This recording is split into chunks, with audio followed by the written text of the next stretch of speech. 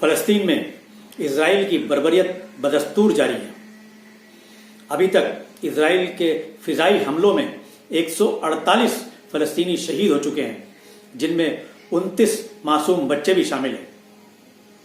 1300 سے زیادہ لوگ وہاں پر شدید زخمی ہو چکے ہیں، جن کا علاج اسپتالوں میں چل رہا ہے۔ ان حملوں میں کئی منزلہ عمارتیں زمیں بوس ہو گئی ہیں اور کئی اسکولوں کی بلڈنگیں نیست و نابود ہو گئی ہیں۔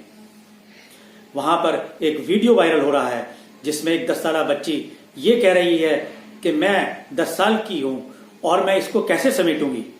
وہ بلڈنگوں کے ملبے کی طرف اشارہ کرتے ہوئے یہ بات کہہ رہی ہے۔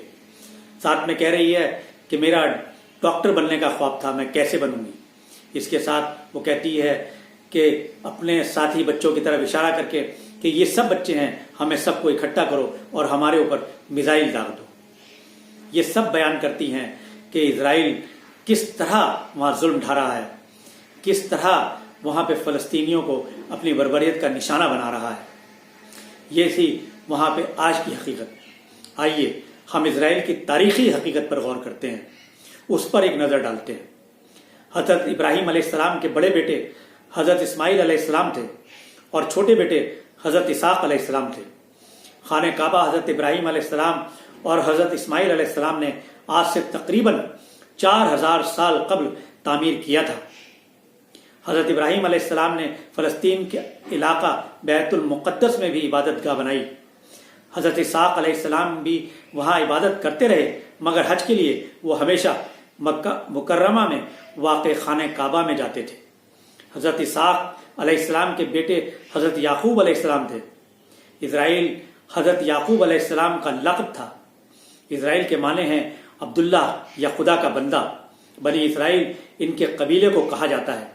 حضرت یعقوب علیہ السلام کے بیٹے حضرت یوسف علیہ السلام تھے جو مصر کے بادشاہ بنے۔ بنی اسرائیل میں پھر حضرت موسیٰ علیہ السلام مصر میں پیدا ہوئے۔ ان کے بعد حضرت داؤد علیہ السلام صحرائے سینائی کے علاقے میں پیدا ہوئے، جو بعد میں فلسطین چلے گئے۔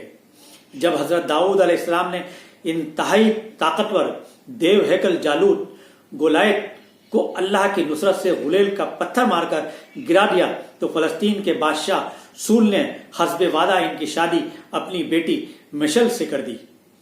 سول کے مرنے کے بعد حضرت داؤد علیہ السلام فلسطین کے بادشاہ بنے۔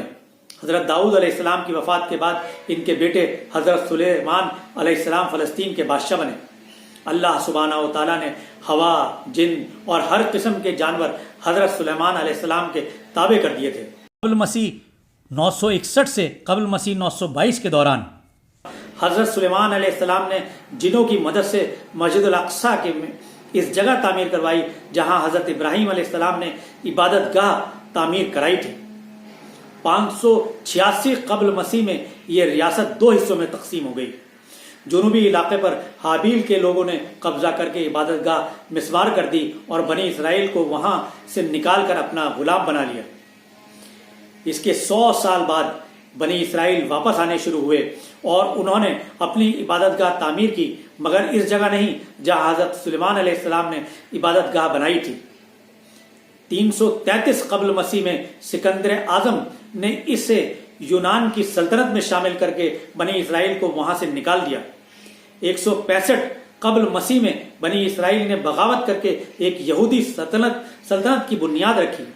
100 سال بعد یہودی ریاست پر سلطنت روم کا قبضہ ہو گیا۔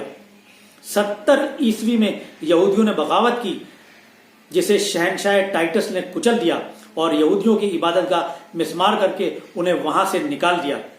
روم کے بادشاہ حیدریہ 138 سے 118 عیسوی میں یہودیوں کو شروع میں بیت المقدس آنے کی اجازت دی، لیکن بغاوت کرنے پر بیت المقدس کے شہر کو مکمل طور پر تباہ کر کے یہودیوں کو غلاموں کے طور پر بیچ کر شہر بدر کر دیا اور ان کا واپس بیت المقدس آنا ممنوع قرار دے دیا۔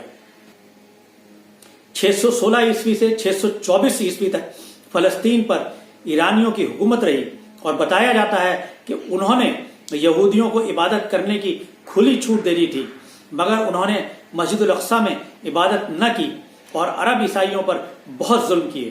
اس کے بعد بازنطینی حکومت آئی جس نے 636 عیسوی میں مذہبی پیشوا کے کہنے پر بغیر جنگ کیے حضرت عمر رضی اللہ عنہ کو محافظ اور امن کا پیامبر قرار دے کر بیت المقدس ان کے حوالے کر دیا۔ حضرت عمر رضی اللہ عنہ نے مسجد الاقصی کی تعمیر 639 عیسوی میں اسی جگہ پر شروع کروائی جہاں پر اسے حضرت سلیمان علیہ السلام نے تعمیر کروایا تھا۔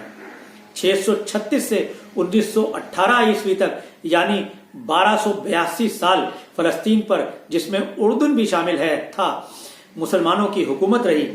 بس اس میں وہ عرصہ شامل نہیں ہے جس میں صلیبیوں یعنی عیسائیوں سے جنگیں ہوئی ہیں۔